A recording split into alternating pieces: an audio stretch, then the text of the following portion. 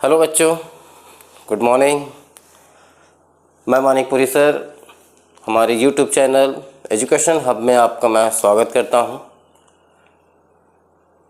Education hub में हमने बहुत सारी 12th की फ़िज़िक्स का चैप्टर 1 का हमने थोड़ा थोड़ा अध्ययन किया है।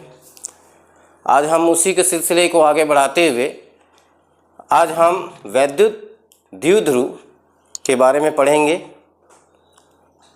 इसके बाद हम द्विध्रुव आघूर्ण क्या होता है उसके बारे में पढ़ेंगे। तो आज का हमारा टॉपिक है वैद्युत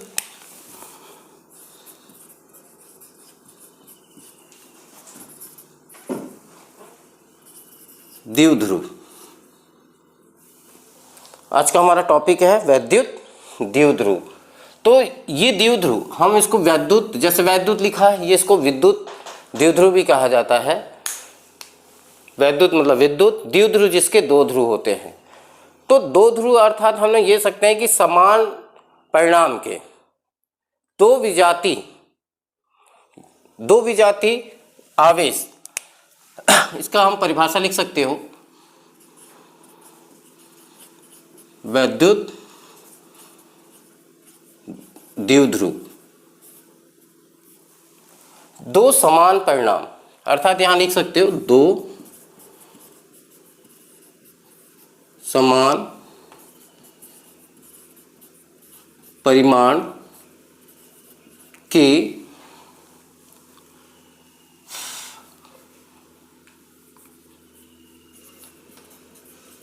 आवेश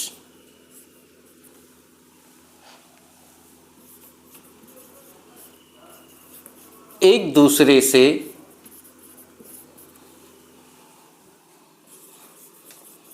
बहुत कम दूरी पर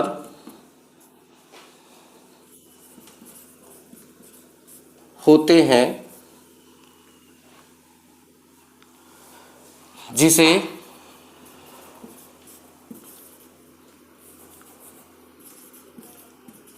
वैद्युत द्विध्रुव कहते हैं।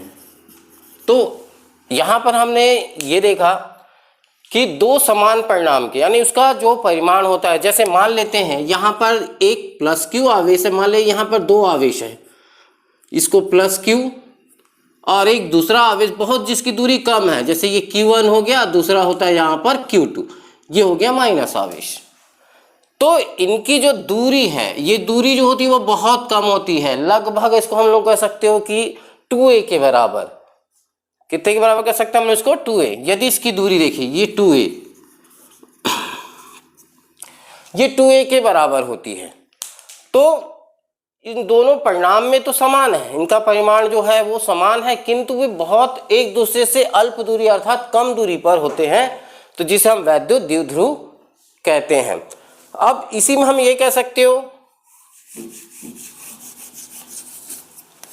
जैसे यदि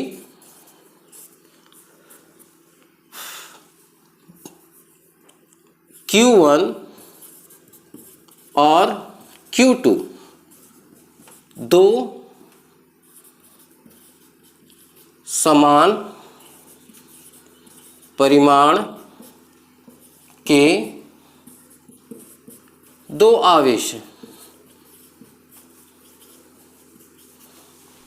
तो Q1 और Q2 दो समान परिणाम के दो आवेश हैं तथा उनके बीच की दूरी 2a।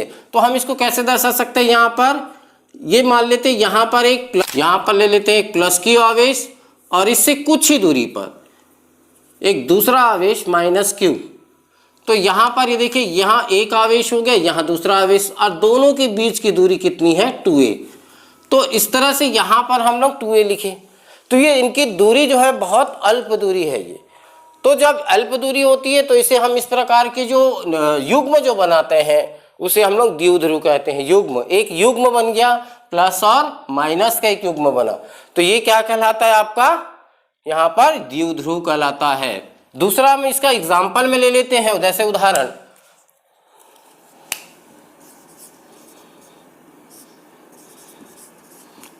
उदाहरण में जितने सभी परमाणुओं के द्विध्रुव जो होते हैं वो संपाती होते हैं।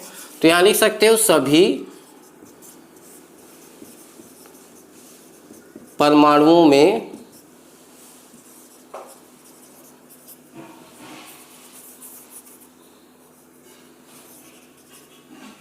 द्विध्रुव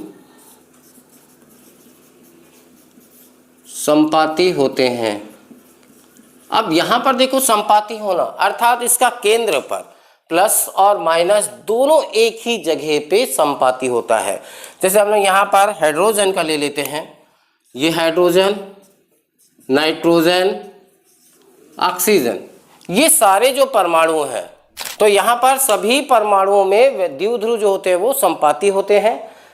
यहाँ पर लिखे यहाँ पर H2 N2 O2 यानी कि हाइड्रोजन, नाइट्रोजन और ऑक्सीजन, ये क्या है यहाँ पर, ये एक परमाणु है। तो इसके केंद्र जो होते हैं वो यानी कि उसके केंद्र पर प्लस और माइनस दोनों ही क्या होते हैं, एक ही बिंदु पर होते हैं। तो ऐसे हम ऐसे परमाणु यदि हम विद्युत क्षेत्र में रखते हैं तो क्या होता है, ऐसे परमाणुओं को जब हम विद्युत क्षेत्र में रखते हैं तो इनका जो द्विध्रुव होता है, जो संपाती होता है, वह थोड़ा सा हट जाता है। ये अभी भी कहाँ पर है, जैसे मान लो यहाँ पर संपाती, यानी एक ही बिंदु पर प्लस भी होता है और माइनस भी, यानी कि द्विध्रुव एक ही बिंदु पर होते हैं। जब इसको हम क्या करते हैं, किसी विद्युत क्षेत्र में रखा जाता है, जैसे हम इसको हाइड्रोजन को रख दो, नाइट्रोजन को रख देते हैं, तो उनके जो द्विध्रुव होते हैं वो क्या होते हैं, अलग अलग हो जाते हैं, यानी थोड़ा सा हट जाता है। तो ये तो हो गए परमाणुओं की बात है। अब इसी प्रकार ये दूसरा जो होता है वो अणुओं में, अणुओं में द्विध्रुव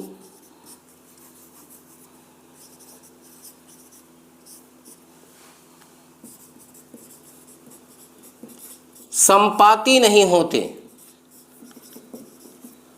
यहां पर अणुओं में जो होता है, अणु में जो हो सकता है, यहां पर द्विध्रुव संपाती नहीं होते हैं।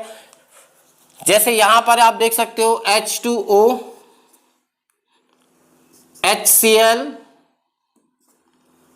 तो इस तरह से आप देख सकते हो, ये इसके एग्जाम्पल है हाइड्रोजन जैसे इसमें। तो इसके पहले से ही ये इसके जो द्विध्रुव होते हैं वो अलग अलग होते हैं, प्लस और माइनस जो होते हैं वो दोनों ही अलग अलग होते हैं, बहुत ही कम दूरी पर होते हैं। तो ये तो है हमारा वैद्युत द्विध्रुव। इसी से रिलेटिव होता है वैद्युत द्विध्रुव आघूर्ण। तो जैसे हमने पढ़ा कि वैद्युत ध्रुव क्या होता है, दो परिणाम यानी दो समान परिणाम के आवेश एक दूसरे से बहुत ही कम दूरी पर होते हैं, जिसे हम वैद्युत द्विध्रुव कहते हैं। तो ये तो द्विध्रुव हो गया, लेकिन इसी प्रकार इसका होता है वैद्युत द्विध्रुव आघूर्ण। ये एक जो होता है वैद्युत द्विध्रुव आघूर्ण क्या है, एक सदिश राशि है। तो यहाँ पर हम लोग आगे इस सदिश राशि के बारे में पढ़ते हैं कि वो कैसा होगा, अदिश होगा कि सदिश होगा, तो उसके बारे में भी हम लोग आगे चर्चा करेंगे। तो उससे पहले हम लोग देखते हैं यहाँ पर वैद्युत द्विध्रुव आघूर्ण। वैद्युत द्विध्रुव आघूर्ण, यहाँ पर वैद्युत क्षेत्र यानी वैद्युत द्विध्रुव आघूर्ण P एक कह सकते हैं हम लोग यहाँ पर कि एक सदिश राशि है। इसके परिमाण यानी यहाँ पर हम देख सकते हो इनके परिणाम वैद्युत द्विध्रुव के किसी एक आवेश, यानी यहाँ पर हम लोग क्या लिए थे अभी जैसे यहाँ पर हमने एक वैद्युत द्विध्रुव लिए, इसको प्लस Q लिए और इसको माइनस Q, और इनके बीच की दूरी कितना ले ली यहाँ पर हम लोग 2a। तो यहाँ पर है, यहाँ लिखा गया है कि यहाँ पर ये कह सकते हो कि वैद्युत द्विध्रुव आघूर्ण। तो यहाँ पर लिख सकते हो वैद्युत द्विध्रुव आघूर्ण, इसको दर्शाते हैं P से। अब एरो का निशान यहाँ पर जैसे मैंने बताया सदिश और अदिश, सदिशों में एरो का निशान लगता है यानी तीर की दिशा होती है, उनका परिणाम होता है, दिशा होता है। तो ये एक सदिश राशि है।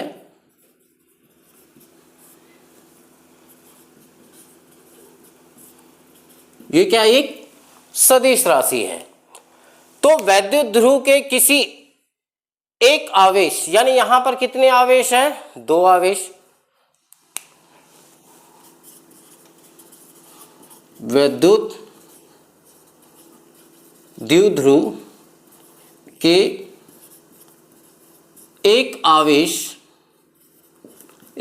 मतलब यहां पर हम लोग क्या ले सकते हैं? कोई भी एक आवेश को, प्लस क्यू, 2 आवेश है यहां पर, प्लस क्यू आवेश और दूसरा होता है यहां पर माइनस क्यू आवेश। तो दोनों में से वैद्युत ध्रुव के एक आवेश और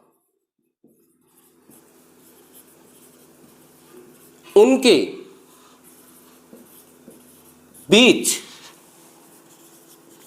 की दूरी के गुणनफल, यानी एक आवेश और उनके बीच की दूरी के गुणनफल को वैद्युत द्विध्रुव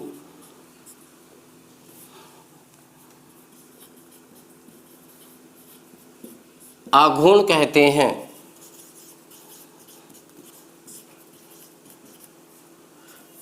इसे P से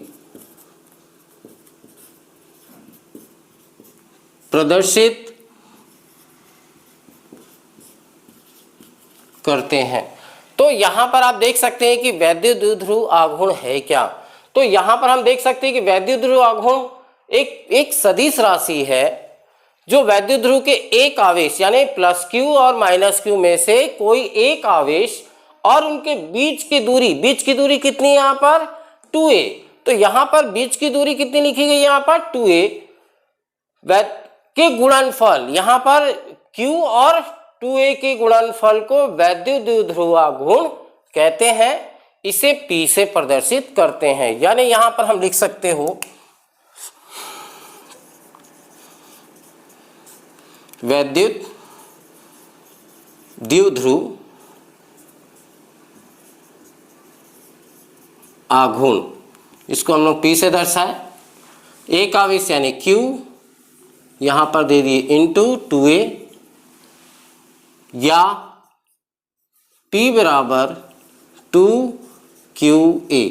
तो यहां पर ये है वैद्युत द्विध्रुव आघूर्ण। हम इसका मात्रक लिख सकते हो कूलाम, यानी यहां पर इसका मात्रक क्या होता है? Coulomb metre. इसका मात्रक हम लिख सकते हो कूलाम मीटर। तो हम इसका मात्रक भी लिख लिए। तो यहां पर हमने ये देखा कि वैद्युत ध्रुव क्या है, दूसरा वैद्युत द्विध्रुव आघूर्ण क्या है।